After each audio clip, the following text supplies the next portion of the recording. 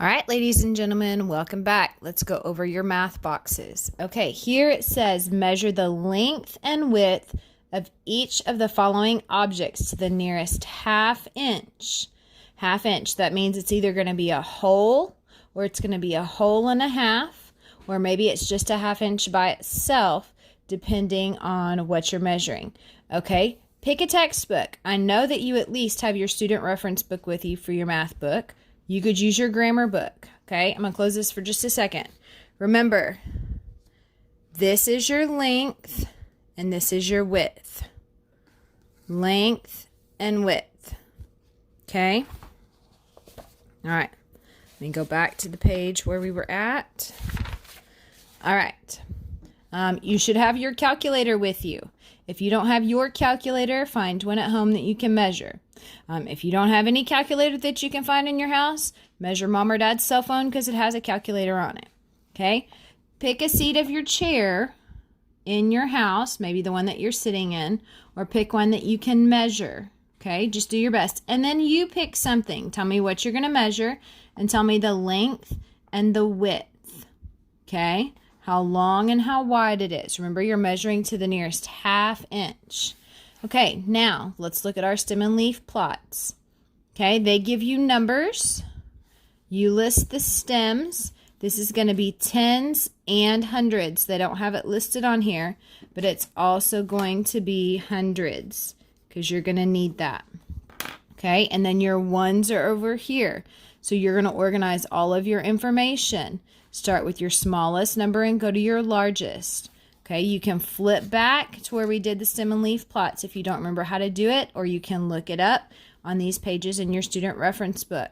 Now, after you complete your stem and leaf plot, you need to find the mode, the median, and the range.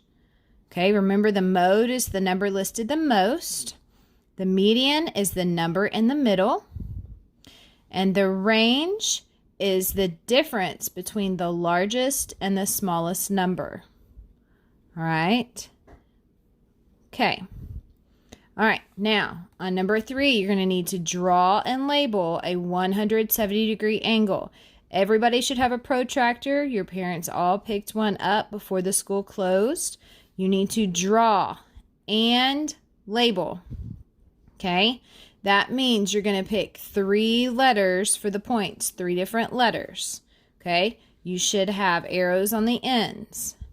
If you need help, go back and look on page 204 in your student reference book. Now, let's look at number 4 and let's talk about this.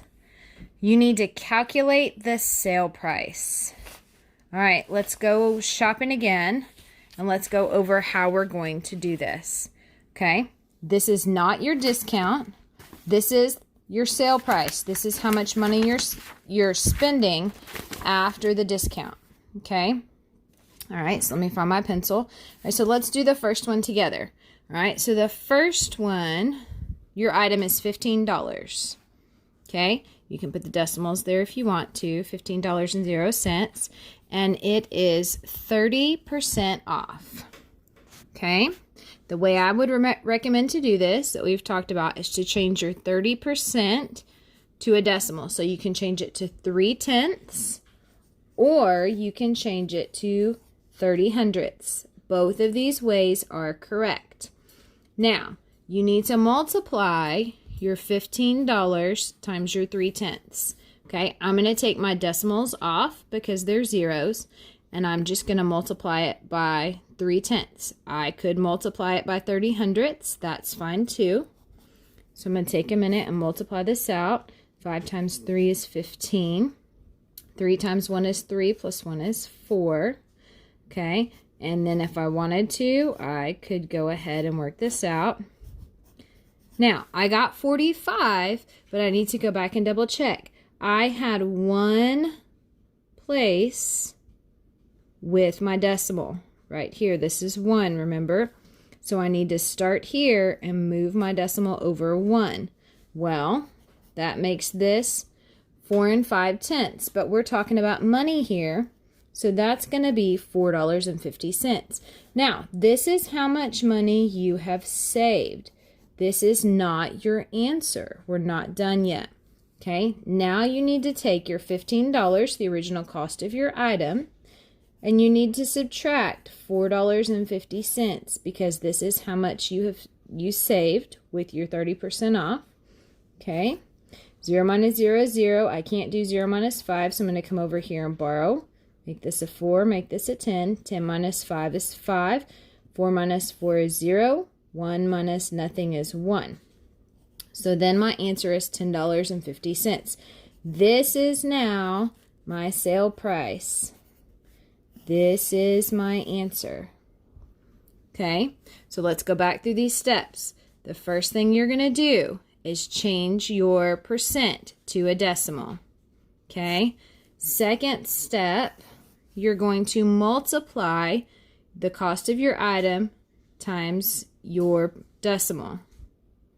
Okay, the answer that you get is the money that you have saved. Step 3, you need to come over here and write your original price for your item minus the discount, and then you get your sale price. Okay, so I want y'all to practice that.